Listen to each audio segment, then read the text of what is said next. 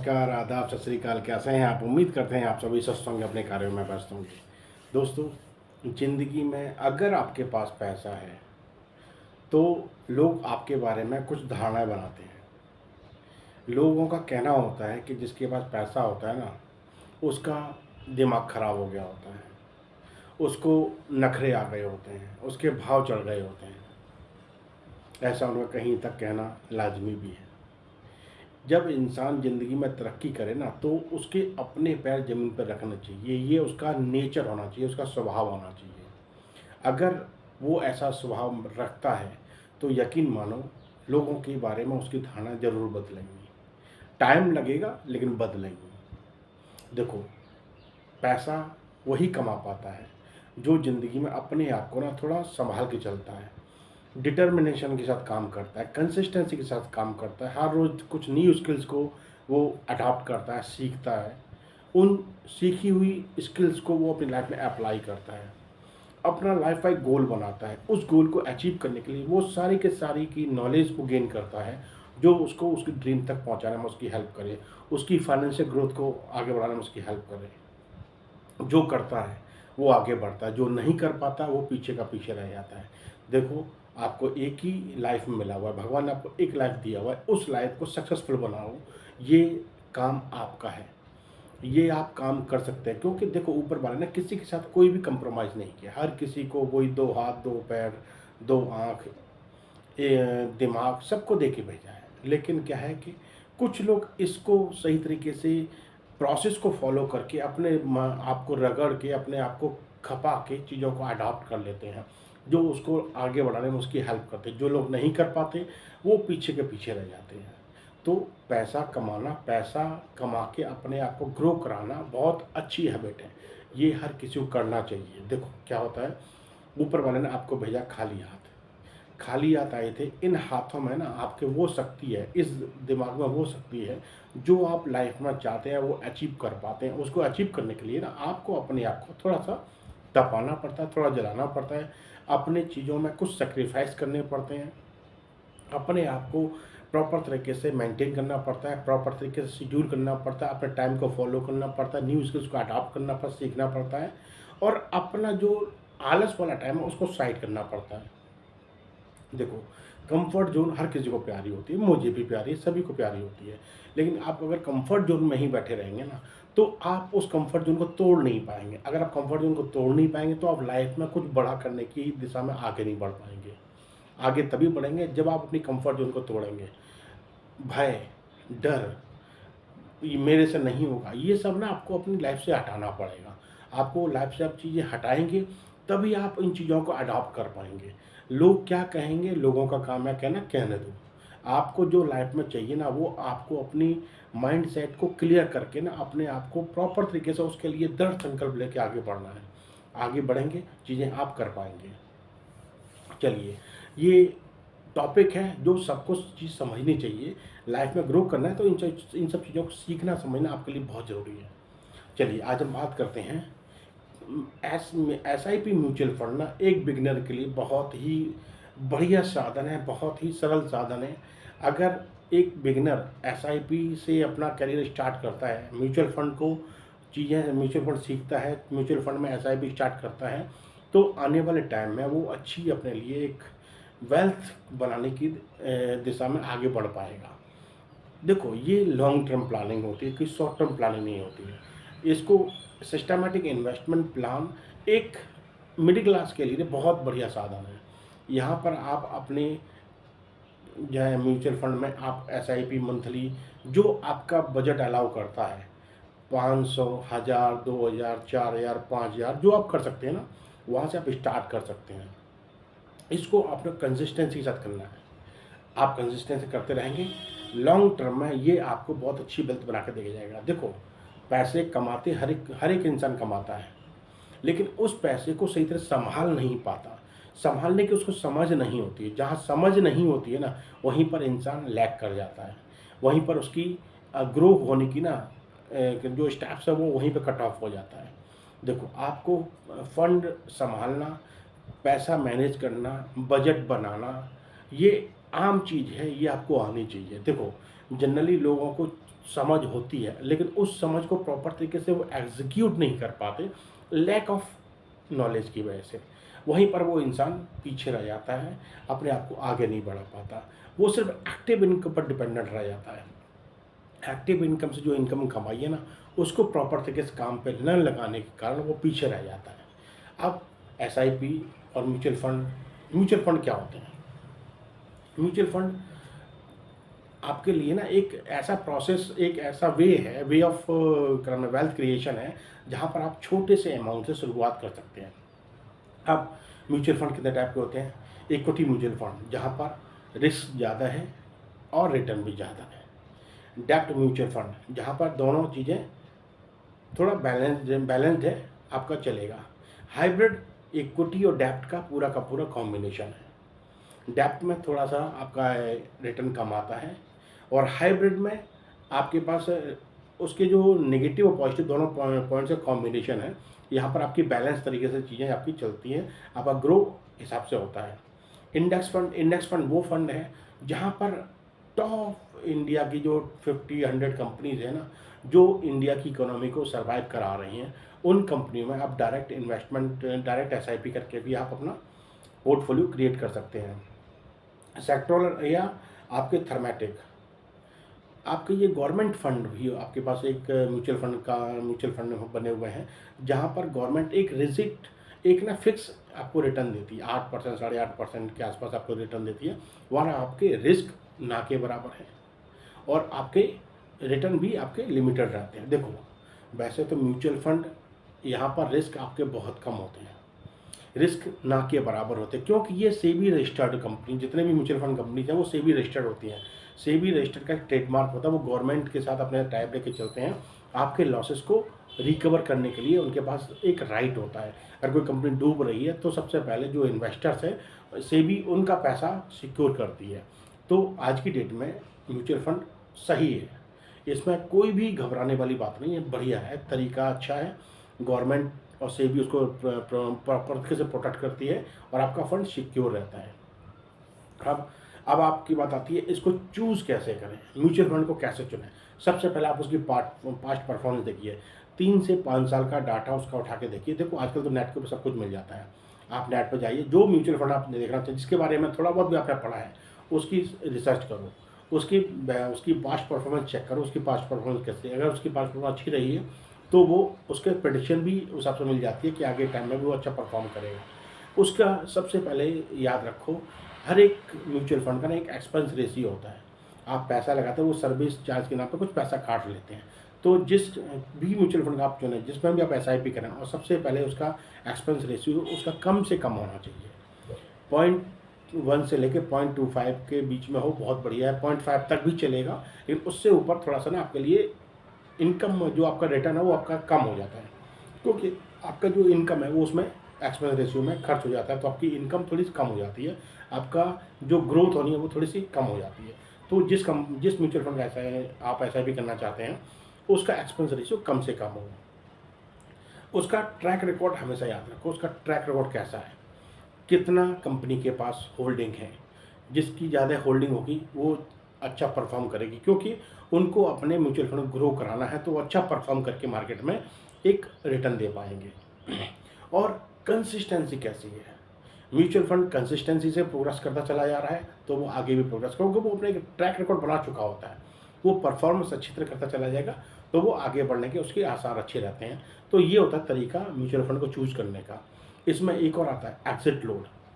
जिस mutual fund में हर एक म्यूचुअल फंड में एग्जिट लोड होता है, क्योंकि जब आप अपना विड्रॉवल लेंगे तो एग्जिट लोड के नाम पे आपसे वो सर्विस चार्ज काट लेते हैं। तो याद रखो, म्यूचुअल फंड का एग्जिट लोड भी आपको पता होना चाहिए, एग्जिट लोड रेशियो कितना है, उसका खर्चा कितना काटेगा, 1%, 1.5%, 2% है।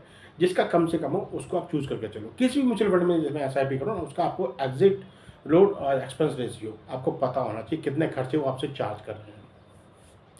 आप इसको ऑनलाइन और ऑफलाइन दोनों तरीके से आप अपना अकाउंट क्रिएट कर सकते हैं। देखो, इसमें डीमैट अकाउंट करना, अगर आप म्यूचुअल फंड में एसआईपी करना चाहते हैं तो आपको एक डीमैट अकाउंट ओपन करना पड़ेगा। ये 2 तरीके से होता है, एक तो ऑनलाइन होता है, एक ऑफलाइन होता है।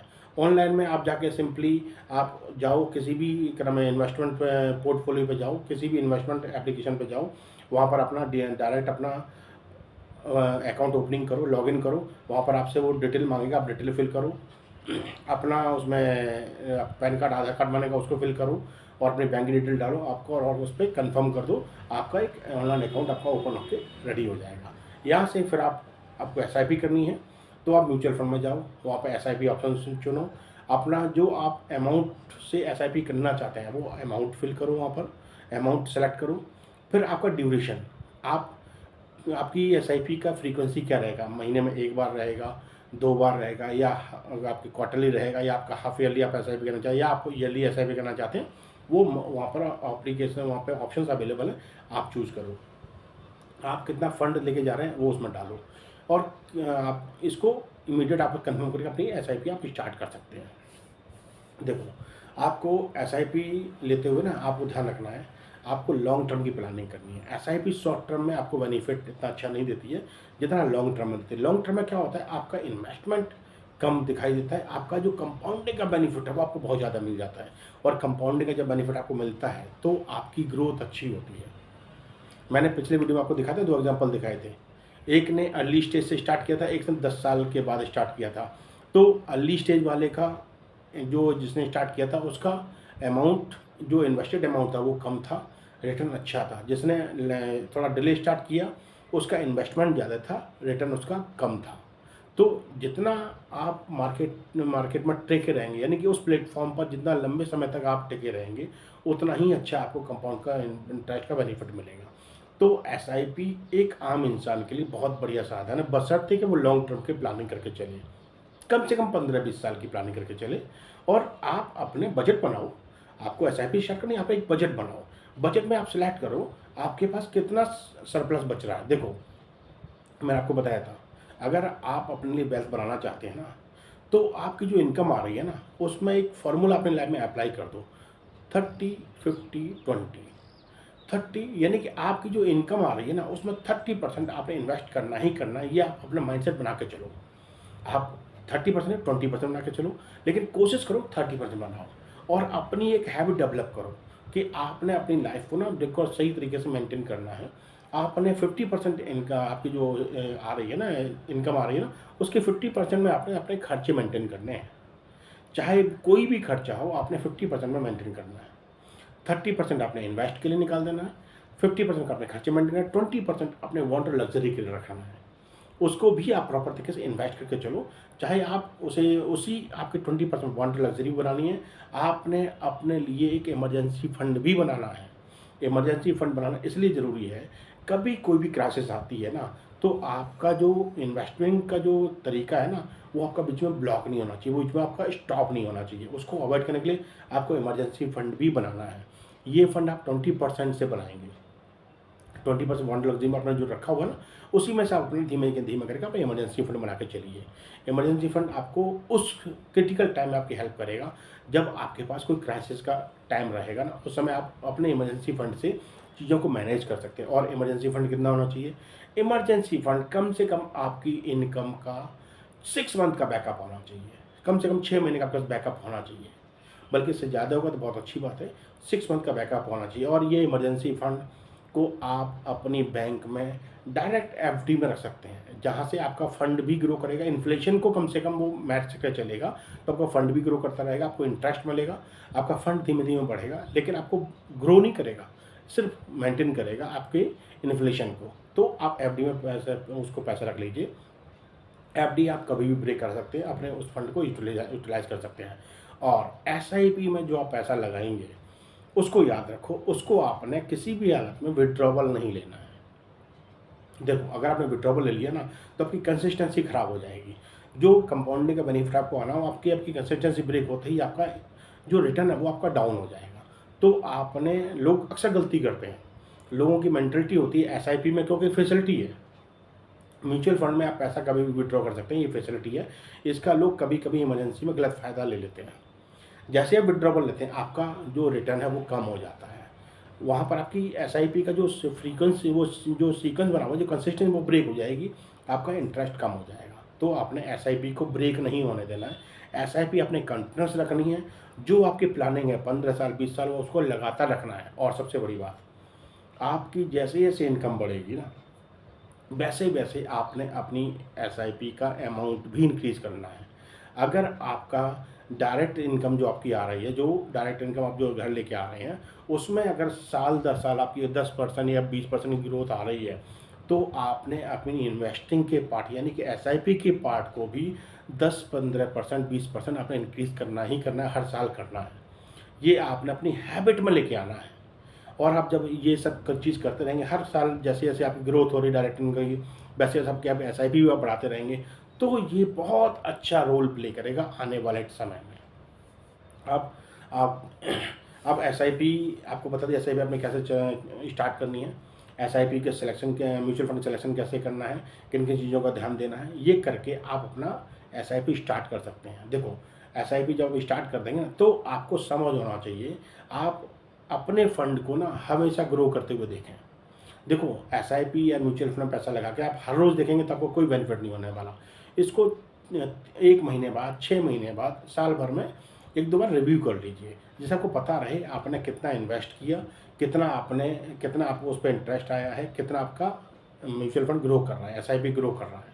तो ये इसको आप ट्रैक रखिए और साथ ही साथ चीज़ें सीखते रहिए।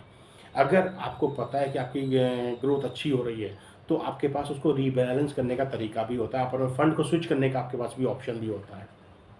लेकिन मैं तो ये कहूँगा, आप लॉन्ग टर्म की प्लानिंग करके चलिए, आप फंड स्विच के चक्कर में मत पड़िएगा, इसको चलने दीजिए। ऑप्शन होते हैं आपके पास, ऑप्शन चाहो तो आप उसमें उस ऑप्शन को चूज़ करके उसको यूटिलाइज़ कर सकते हैं, अपने फंड को स्विच कर सकते हैं, अपने एसआईपी को आप विड्रॉवल लेकर री इन्वेस्ट भी कर सकते हैं। लेकिन सबसे अच्छा तरीका आम इंसान के लिए, ये उनके लिए ज़्यादा ज़रूरी है जो एक लमसम अमाउंट लगाते हैं, उनको स्विच वगैरह करें, उनके लिए ऑप्शन होता है।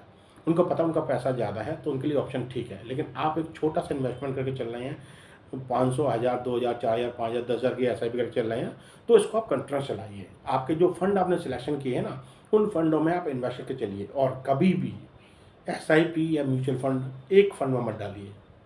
अगर आप 10,000 रुपये लगा रहे हैं सॉरी, अगर आप 10,000 रुपये आप एसआईपी कर रहे हैं, तो आप ना डाइवर्सिफाई पोर्टफोलियो बनाइए।